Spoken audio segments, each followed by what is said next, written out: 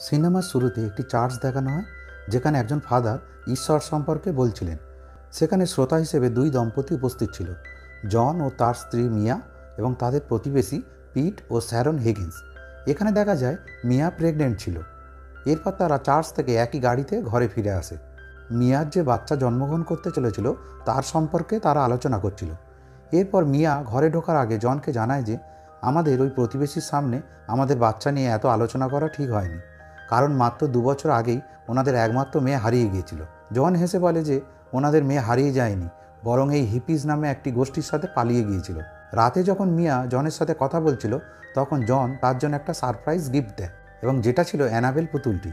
এরপর মাঝরাতে যখন তারা শুয়েছিল, তখন তাদের প্রতিবেশী পিট ও স্যারন হিগিন্সদের ঘর থেকে প্রচণ্ড চিৎকারের আওয়াজ শোনা যায়। ফলে মিয়া ঘুম থেকে উঠে পড়ে জনকে তাদের ঘরের দিকে খোঁজ নিতে পাঠায়। জন তাদের ঘরে গিয়ে প্রচণ্ড আতঙ্কিত হয়ে বাইরে বেরিয়ে আসে এবং তার কাপড়ে অনেক রক্তের দাগ লেগেছিল। জন এসে মিয়াকে জানায় যে এটা তার রক্ত নয়, এবং মিয়াকে তাড়াতাড়ি গিয়ে অ্যাম্বুলেন্সে ফোন করতে বলে। মিয়া যখন অ্যাম্বুলেন্সে ফোন করছিল, তখন সে অ্যানাবেল পুতুলটির ঘরে একটি মেয়েকে দেখতে পায়, যে অ্যানাবেল পুতুলটিকে তার কোলে নিয়ে ঘুরছিল। মেয়েটি মিয়ার সামনে এলে মিয়া প্রচণ্ড ভয় পেয়ে যায়। এই সময় হঠাৎই মিয়ার পিছন থেকে আরেকটি লোক আসে এবং সে মিয়াকে ছুরি দিয়ে মেরে গুরুতর আহত করে দেয়। এই সময় জনও সেখানে এসে পড়ে এবং জন মিয়াকে বাঁচিয়ে সেই লোকটির ওপর আক্রমণ করে এবং তাকে খুব মারতে থাকে, যার ফলে লোকটির হাত থেকে ওই ছুরিটি একটু দূরে গিয়ে পড়ে এবং সেই মেয়েটি ওই ছুরিটি তুলে নিয়ে মিয়ার ওপর আক্রমণ করতে যায়।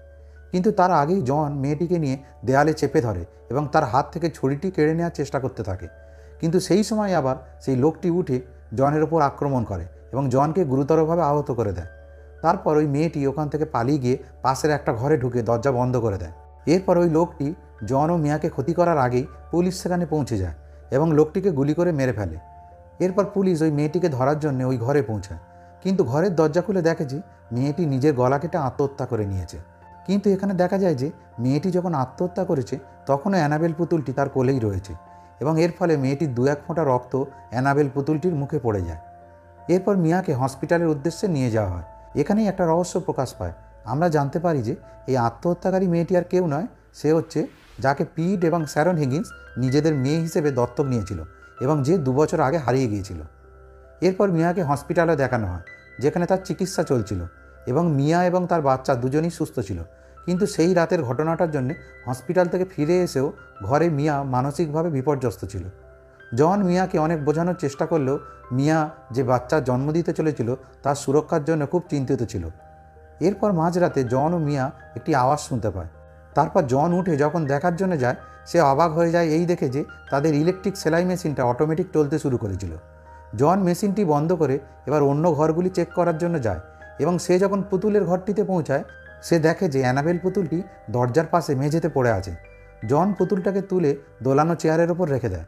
পরের দিন সকালে দোলানো চেয়ারের শব্দ শুনে যখন মিয়া অ্যানাবেল পুতুলটার কাছে পৌঁছায়, মিয়া দেখতে পায় যে চেয়ারটি থেমে আছে। তখন মিয়ার একটু অস্বস্তি বোধ হচ্ছিল। মিয়া জনকে জানায় যে ওই মেয়েটি যখন আত্মহত্যা করেছিল তখন পুতুলটি তার কোলেই ছিল, তাই আমার মনে হয় এই পুতুলটাকে এখান থেকে সরিয়ে দেওয়াই উচিত। জন তার কথা শুনে অ্যানাবেল পুতুলটাকে ডাস্টবিনের মধ্যে ফেলে দেয়। এরপর একদিন ডিটেকটিভ জন ও মিয়ার ঘরে আসে। তাদেরকে বলে যে তাদের প্রতিবেশী হিগিন্স দম্পতিকে খুন করেছিল তাদেরই পালিত মেয়ে অ্যানাবেল এবং তার বন্ধু, এবং এরা দুজন শয়তানের পূজারী গোষ্ঠীর সদস্য ছিল। তাদের কোনো কালো জাদুর প্রক্রিয়া সম্পন্ন করার জন্য এই খুনটা তারা করেছিল। এই কথাগুলো শুনে মিয়া খুব আতঙ্কিত হয়ে পড়ে এবং সে তার এবং জনের সুরক্ষার জন্য ডিটেকটিভের কাছে আবেদন করে। এরপর ব্যবসার কিছু কাজের জন্য জনকে 2 দিনের জন্য শহরে বাইরে যেতে হয়। ফলে এই সময় মিয়াকে ঘরে একা থাকতে হয়, এবং এরপর থেকেই বিভিন্ন অদ্ভুত ঘটনা ঘটতে শুরু করে। প্রথমে ইলেকট্রিক সেলাই মেশিনে মিয়ার আঙুল ঢুকে কেটে গিয়ে প্রচণ্ড রক্তপাত হয়। তারপর রান্না করার ওভেনটি অটোমেটিক চলতে শুরু করে এবং পুরো রান্নাঘরে আগুন ধরে যায়। আগুন চারিদিকে ছড়িয়ে পড়ে এবং এই বিধ্বংসী আগুন দেখে মিয়া পালাবার চেষ্টা করলে পড়ে যায়, এবং তখনই কোনো এক অদৃশ্য শক্তি মিয়ার পা ধরে তাকে পিছনে টেনে আনার চেষ্টা করতে থাকে। কিন্তু তখনই প্রতিবেশী কিছু লোক এসে মিয়াকে উদ্ধার করে তাকে হসপিটালে নিয়ে যায়, এবং মিয়া সেখানে একটি কন্যা সন্তানের জন্ম দেয়, এবং জনও খবর পেয়ে হসপিটালে এসে পৌঁছায়। জন এই ঘটনাগুলো শুনে খুব চিন্তিত হয়ে পড়ে, কিন্তু তার কন্যা সন্তানকে দেখে সে আবার খুব আনন্দিত হয়। মিয়া জনকে জানায় যে সে আর ওই ঘরে ঢুকবে না, কারণ ওখানে অদৃশ্য কোনো শয়তানি শক্তি দখল করে আছে। জন মিয়ার কথা শুনে রাজি হয়ে যায় এবং মিয়াকে নিয়ে সে শহরের অন্য একটি স্থানে একটি ঘরে স্থানান্তরিত হয়। এখন মিয়া ও জন এখানে খুব আনন্দে দিন কাটায় এবং তাদের কন্যা সন্তানের নাম রাখে লিয়া। এরপর চার্চের ফাদার মিয়ার সাথে দেখা করে তাদের চার্চের নতুন সদস্য হিসাবে তাদের সন্তানের একটি ফটো তোলে। এরপর তারা নতুন ঘরে এসে যখন পুরনো ঘরের জিনিসপত্রের বাক্সগুলো খুলছিল, তখন মিয়া একটি বাক্সের মধ্যে অ্যানাবেল পুতুলটিকে খুঁজে পায়।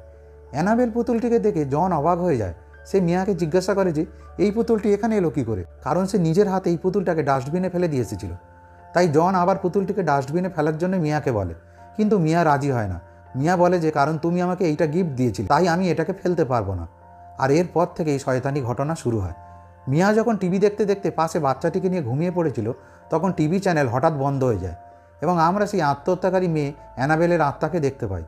আত্মাটি যখন বাচ্চাটির কাছে আসে, তখন বাচ্চাটি তাকে দেখে কাঁদতে শুরু করে এবং এতে মিয়ার ঘুম ভেঙে যায়, কিন্তু সে কাউকে দেখতে পায় না। তারপর মিয়া তার বাচ্চাটিকে কোলে করে নিয়ে ঘরের বাইরে আসে এবং সিঁড়ি দিয়ে নামার সময় দুজন বাচ্চাকে দেখতে পায়, যারা ভাই বোন ছিল। ভাইটা একটা ছবি আঁকছিল এবং সে তার বোনকে বারণ করছিল যেন মিয়ার সাথে কথা না বলে, কারণ অজানা কারোর সাথে কথা বলা উচিত নয়।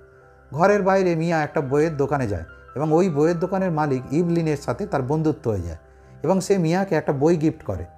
এরপর মিয়া যখন ঘরে ফিরে আসে, তখন সিঁড়িতে বিভিন্ন জায়গায় আঁকা ছবি দেখতে পায়, যেটাতে বাচ্চাটা আঁকছিল। প্রথম আঁকাতে একটা মা এবং তার সন্তানের ছবি দেখা যায় এবং শেষ আঁকাটিতে দেখা যায় ওই বাচ্চাটার একটা গাড়ি দুর্ঘটনায় মৃত্যু হয়। এটা দেখে মিয়ার খুব অদ্ভুত লাগে, তাই সেই ঘটনাটা জনকে জানায়। জন বলে যে এই ব্যাপারে সে ওই বাচ্চাদের বাবা মার সাথে কথা বলবে। পরের দিন রাতে মিয়া যখন জনের জন্য ডিনারে অপেক্ষা করছিল, তখন কিছু অদ্ভুত ঘটনা ঘটতে দেখা যায়। মিয়া যখন মিউজিক প্লেয়ারটা বন্ধ করে দেয়, তখন সেটা আবার নিজে থেকে চলতে শুরু করে। এরপর সেলাই মেশিনটি অটোমেটিক চলতে শুরু করে। মিয়া ঘরের ভেতরে একটি অস্পষ্ট আওয়াজ শুনতে পায়, কেউ যেন বলছে, তোমার আত্মাটা আমার চাই। এই সময় মিয়া একটা ছোট্ট বাচ্চাকে দেখতে পায়। মিয়া যখন ভয় পেয়ে বাচ্চাটিকে জিজ্ঞাসা করে যে তুমি কে, বাচ্চা মেয়েটি সঙ্গে সঙ্গে খুব জোরে মিয়ার দিকে দৌড়তে শুরু করে এবং হঠাৎ আত্মহত্যাকারী অ্যানাবেল মেয়েটির রূপে এসে মিয়াকে আক্রমণ করে। এটা দেখে মিয়া প্রচণ্ড ভয় পেয়ে যায় এবং সে তার ঘরের উপরের তলায় কারুর চলার ভয়ঙ্কর শব্দ শুনতে পায়। মিয়া জনকে এগুলো জানালে জন বলে যে প্রেগনেন্সির সময় হয়তো এটা তোমার মনের ভুল হতে পারে, কিন্তু পরে তারা সমস্যা সমাধানের জন্য ফাদারের সাথে গিয়ে কথা বলে। কিন্তু ফাদারও ভাবে হয়তো মিয়ার জীবনে পূর্বে ঘটে যাওয়া ঘটনাগুলোর জন্য মিয়া আতঙ্কিত, তাই ফাদার অতটা গুরুত্ব না দিয়ে তাদের শুধুমাত্র সান্ত্বনা দেয়। চার্চ থেকে বের হওয়ার সময় তাদের সাথে বই দোকানের মালিক ইভলিনের সাথে দেখা হয়। সে তাদেরকে বলে যে তোমাদেরকে আমার খুব ভালো লেগেছে, যদি কোনো দিন কোনো দরকার পড়ে তাহলে আমাকে ফোন করতে পারো। এরপর ঘরে ফিরে মিয়া যখন বাড়িতে তার ঘুমন্ত মেয়েকে পুতুলের ঘরটিতে রাখে, দেখা যায় মিয়া চলে যাওয়া মাত্রই অ্যানাবেল পুতুলটি দরজাটা বন্ধ করে দেয়। এরপর মিয়া লিফটে করে নিচে বাড়ির বেসমেন্টে যায়। তখন সেখানে সে প্যারাম্বুলেটারে একটা বাচ্চার কান্নার আওয়াজ শুনতে পায়। মিয়া ভয়ে ভয়ে কাছে গিয়ে দেখে যে প্যারাম্বুলেটারে শুধু একটি রক্তমাখা চাদর আছে, আর তখনই তার হাতে শয়তান বড় নখ দিয়ে আঁচড় দেয়। মিয়া তাকে দেখে প্রচণ্ড ভয় পেয়ে লিফটে ছুটে লিফট বন্ধ করে দেয়, কিন্তু যতবারই সে ওপরে যাওয়ার জন্য লিফটের বোতাম টিপছিল, সে বারবার সেই নিচের বেসমেন্টেই পৌঁছাচ্ছিল। তারপর মিয়া কোনো ক্রমে বেসমেন্টের ভিতরে সিঁড়ি দিয়ে দৌড়ে উপরে উঠতে থাকে এবং নিচে শয়তান তার পিছু করে। শেষ পর্যন্ত কোনো ক্রমে মিয়া তার ঘরে এসে পৌঁছায়। পরের দিন সকালে মিয়া লক্ষ্য করে যে তার হাতে আর সেই শয়তানের নখের আঁচড়ের দাগ নেই। এরপর মিয়া ডিটেকটিভকে তার ঘরে ডাকে এবং তার কাছ থেকে হিগিন্স পরিবারের আত্মহত্যাকারী মেয়ে অ্যানাবেল এবং তাদের গোষ্ঠীর সমস্ত তথ্য সংগ্রহ করে। তখনই মিয়া লক্ষ্য করে একটি ফটোতে যেখানে অ্যানাবেল আত্মহত্যা করেছিল, তার পাশে সেই একই চিহ্ন দেখতে পায় যেটা শয়তান তার নখের আঁচড় দিয়ে তার হাতে করেছিল।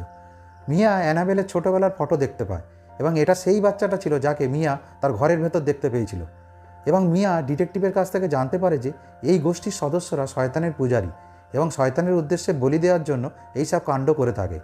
এরপর মিয়া সেই বইয়ের দোকানে যায় এবং এই সম্পর্কিত তথ্য জানার জন্য বই খুঁজতে থাকে। তখন দোকানের মালিক মিয়ার বন্ধু ইভলিন এসে তার কাছ থেকে জানতে চায় যে কী হয়েছে। মিয়া প্রথমে কিছুই বলতে চায় না। তারপরে সে ইভলিনকে জানায় যে তার পরিবারের ওপর কোনো মহিলা আত্মার নজর পড়েছে, কিন্তু ইভলিন জানায় যে এটা সম্ভব নয়, কারণ কোনো মানুষের আত্মা যদি থাকে তাহলে সাধারণত সে একটাই স্থানে থাকে যেখানে কোনো অপমৃত্যু ঘটেছে, যেমনটা তোমার আগের বাড়িতে হয়েছে। কিন্তু তোমাদের বাড়ি বদল করা সত্ত্বেও যেহেতু তোমার পিছু ছাড়ছে না, এর মানে এটা কোনো শয়তান পিশাচের কাজ, যাদের কোনো দেহ থাকে না এবং এরা শুধুমাত্র মানুষকে মেরে তাদের আত্মাকে নিয়ে চলে যায়। ওই পিশাচের হাত থেকে কিভাবে রক্ষা পাওয়া যাবে, এই জন্য এই সম্পর্কিত কিছু বই নিয়ে ইভলিন মিয়াকে দেয়। ইভলিনের কাছ থেকে বাড়ি ফেরার সময় বাড়িতে ঢোকার মুখে মিয়া কাঁচে মৃত অ্যানাবেলের আত্মাকে পুতুলটিকে কোলে দেখতে পায় এবং সে মিয়ার নাম ধরে ডাকছিল। মিয়া ভয় পেয়ে সেদিকে তাকিয়ে থাকে এবং এই সময় তার পাশের প্যারাম্বুলেটারটি নিজে থেকে গড়িয়ে রাস্তায় চলে যায় এবং একটি গাড়ি সেটিকে চাপা দিয়ে দেয়। কিন্তু ভাগ্যবশত মিয়ার বাচ্চা তখন মিয়ার কোলে ছিল এবং মিয়া এই ঘটনাটা সে আগের বাচ্চাটার আঁকার সঙ্গে মিলে যেতে দেখে প্রচণ্ড ভয় পেয়ে যায়। এখন মিয়া তার ঘরে এসে যখন এই বইগুলি থেকে কিভাবে শয়তান পিশাচের হাত থেকে রক্ষা পাওয়া যাবে সেগুলি খুঁজছিল, তখনই শয়তান দরজাগুলি বন্ধ করে মিয়ার বাচ্চার ক্ষতি করার চেষ্টা করে। মিয়া কোনোক্রমে বাচ্চাটিকে উদ্ধার করলেও তখনই শয়তান অ্যানাবেল পুতুলের মধ্যে এসে তাদের ওপর আক্রমণ করে। কিন্তু এর মধ্যেই জন সেখানে এসে পড়ে। এরপর জন ফাদারকে ডেকে পাঠায়। ফাদার সব কিছু শুনে তাদেরকে জানায় যে এই পুতুলের মধ্যে একটা পিশাচ আশ্রয় নিয়েছে কোনো একটা কার্যসিদ্ধির জন্য। সেটা হচ্ছে কারো একজনের আত্মাকে নিয়ে যাওয়া। কিন্তু কেউ স্বেচ্ছায় তার আত্মাকে দান করলেই তবেই সে সেটা নিতে পারবে। তাই মিয়ার ছোট শিশুর দ্বারা সেই আত্মা দান করা সম্ভব নয়।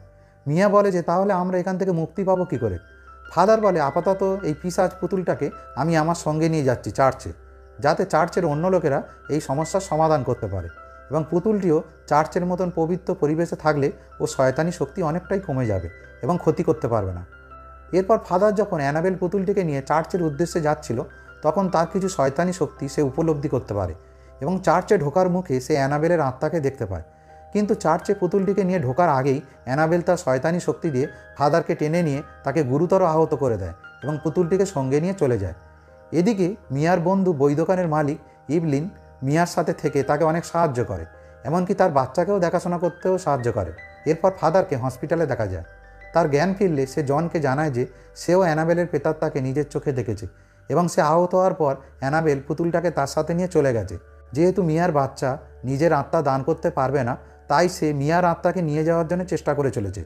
জন এটি শুনে তৎক্ষণাৎই মিয়াকে সাবধান করার জন্য বাড়িতে ফোন করে, কিন্তু সেই শয়তানি শক্তি তাদের দুজনের মধ্যে ফোনের কথাবার্তাকে বিঘ্নিত করে দেয়, তাই মিয়া কিছুই শুনতে পায় না। তৎক্ষণাৎই হঠাৎ দরজা ধাক্কা দেওয়ার জোরে জোরে আওয়াজ শুনতে পাওয়া যায়। মিয়া দরজা খুলে দেখে যে ফাদার পিছন ফিরে দাঁড়িয়ে আছে, কিন্তু আসলে সেটা ফাদার ছিল না। ফাদারের রূপে শয়তান পিশাচ মিয়াকে আতঙ্কিত করার জন্য এসেছিল। এরপর চারিদিকে ভুতুড়ে কর্মকাণ্ড শুরু হয়। এই সময় হঠাৎ ওপরের তলা থেকে ভয়ঙ্কর চলাফেরা করার আওয়াজ পাওয়া যায়। এরপর মিয়া তার বাচ্চার কান্নার আওয়াজ শুনতে পায়, কিন্তু কোথাও তাকে আর খুঁজে পায় না।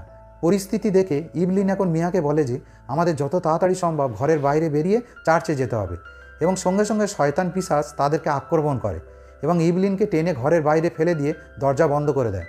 এখন মিয়া ঘরের ভেতর বাচ্চার কান্নার আওয়াজ শুনে গিয়ে দেখে যে অ্যানাবেল পুতুলটি তার সামনে আছে। সে পুতুলটির উদ্দেশ্যে চেঁচিয়ে বলে যে সে কী চাইছে। তখনই তার বাচ্চার ঘর থেকে একটি রং পেন্সিল গড়িয়ে আসতে দেখে এবং মিয়া সেই ঘরে গিয়ে দেখে যে ছাদে রং দিয়ে লেখা আছে তোমার আত্মা। এরপর মিয়া আবার তার বাচ্চার কান্নার আওয়াজ শুনতে পায়, কিন্তু সে আবার সেই শয়তানি অ্যানাবেল পুতুলটিকে সেখানে দেখে। শেষে মিয়া কান্নায় ভেঙে পড়ে এবং চেঁচিয়ে বলতে থাকে যে আমার বাচ্চাকে আমার ফেরত দাও, এর বদলে তুমি কি চাইছো? তখনই দেখা যায় তার সামনের জানলাতে লেখা ফুটে ওঠে যে তোমার আত্মা, এবং জানলাটা পুরো খুলে যায় এবং পিশাচ ভয়ঙ্কর কণ্ঠে বারবার বলতে থাকে আমি তোমার আত্মা চাই। এখন আমরা বুঝতে পারি যে যেহেতু মিয়ার বাচ্চা স্বেচ্ছায় নিজের আত্মা দান করতে পারবে না, তাই শয়তান চাইছিল যে মিয়াকে ভয় দেখিয়ে তার বাচ্চার ক্ষতি করার চেষ্টা করে মিয়াকে ভেতর থেকে দুর্বল করে দেওয়া, যাতে সে তার বাচ্চার জীবনের বিনিময়ে স্বেচ্ছায় নিজের আত্মা পিশাচকে দিতে বাধ্য হয়। এখন মিয়া শেষ পর্যন্ত তার বাচ্চার জীবনের বিনিময়ে নিজের বলিদান দেওয়ার জন্য অ্যানাবেল পুতুলটাকে কোলে নিয়ে জানলা থেকে নিচে পড়ে আত্মহত্যার জন্য এগোতে থাকে। সেই সময় সেখানে জন আর ইভলিন এসে উপস্থিত হয়। জন অনেক বোঝাতে থাকে মিয়াকে যাতে সেই পথ বেছে না নেয়, কিন্তু মিয়া তার বাচ্চার জন্য রাজি হয় না।